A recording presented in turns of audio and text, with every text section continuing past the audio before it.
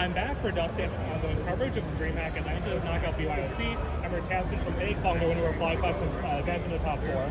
So to start, pretty easy win to cap off what has been a pretty easy run for the Big squad. How do you think you did in that match? We did good. They also did good. I think overall it was an easy path for us. I would say nothing against the enemies we've played, but so far no competition. Looking forward to have the next game against Imperial, I believe. So that will be the first challenge. Yeah, and overall, like you said, you haven't been seriously challenged. Was that your expectation heading in? You were one of the first teams to sign up for DreamHack. So was that kind of your plan to come in, dominate, and then grab that APL spot? For sure, we knew that the competition won't be so high, but we believed also there will be some competition, like M80 just signed in, also Imperial. So there are some teams who can challenge us for sure. So it's a good challenge for us. We saw a recent addition, Grix, was unable to attend the event due to visa issues. How has that affected your plan? Obviously, you had to bring Jobin in. Do you think that's going to be a significant issue for you guys here? We enjoy ourselves. Of course, we practice much more with Grix, but J-Bone is also a really good, talented player. He's really individually high skilled. He can carry games by his own, and we just enjoy ourselves. We try to do our best. We know, of course, that we are kind of handicapped with the stand-in situation, but we do what we can do, and hopefully it will be enough. Were you aware? Of course, he plays for Big Academy. Were you aware of him at all before working with him this weekend? How long did you have, when Grix was denied for visa, to have to work with him to get him ready? I was aware, of course, that he was playing for the Big Academy squad, but he's playing really good with the squad as well. Unfortunately, we had no practice at all, so we came here without practice anything at all.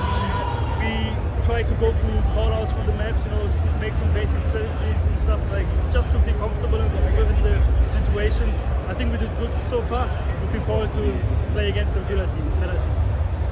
Looking at your year as a whole, it's been obviously a really tough year for Big. You've seen them below the top 30 end of the year after the entire year. With that is coming out, missing on a lot of LAN invites, having to play a lot of more online events, open events like the Birch Cup.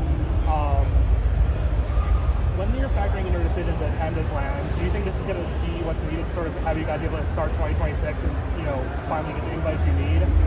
Definitely.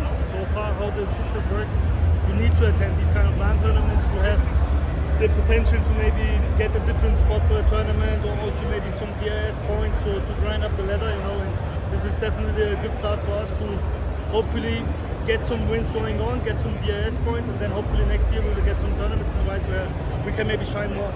Now, turning the focus back to Grix, with him joining the team, Big had to once again transition to speaking English, become more of an international team. Do you think this is going to be the future of Big now, that it is going to just be an international team from now on? Obviously, you said in an earlier interview, you don't make decisions of the roster, but do you think this is kind of what Big's looking for now, is to internationalize to compete with these other top international teams?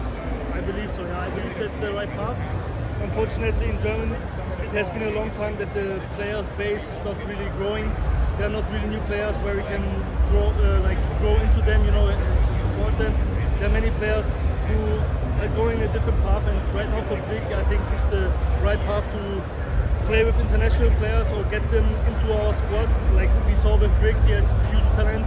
I think in maybe a year or two, if he gets the challenge to play also with us in some tournaments, he will definitely get some better offers maybe, and then we will see if he stays or not, but he has the potential for sure to play in the top tier team.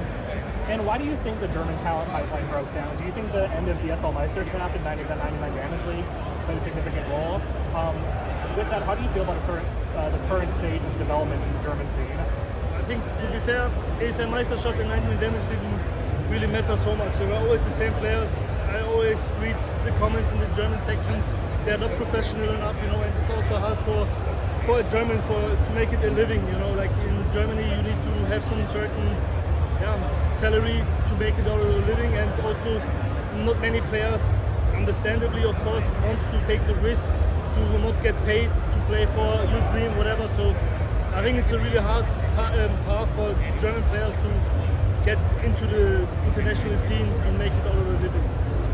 Another roster change Big recently had, of course, is bringing in Freeze to take over his IGL.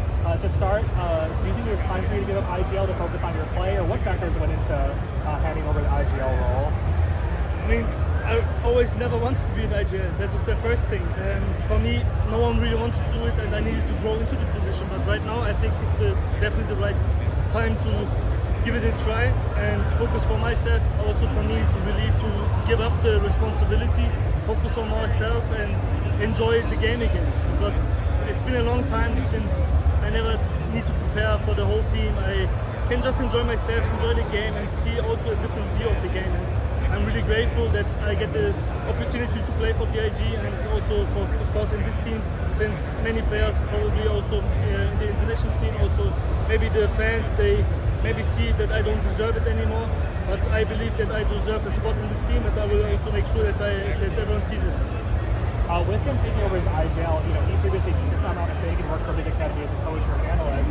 That means he's been away from the Canalsa keyword for a long time. Do you think he's going to be able to keep up mechanically in Tier 1 competition once you guys reach that level again?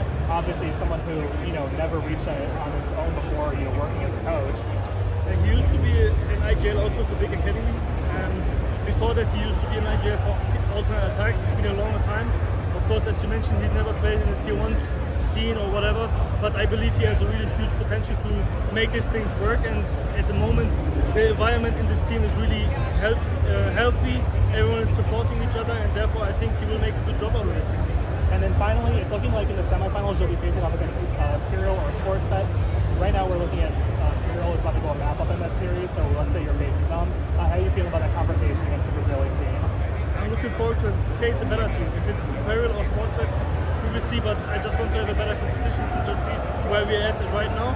I believe we show decent CS at the moment, we just enjoy ourselves, and as I said, like everything is really healthy right now, and just looking forward to also get the challenge within better teams, like to see where we're at, and yeah, and then after we will see.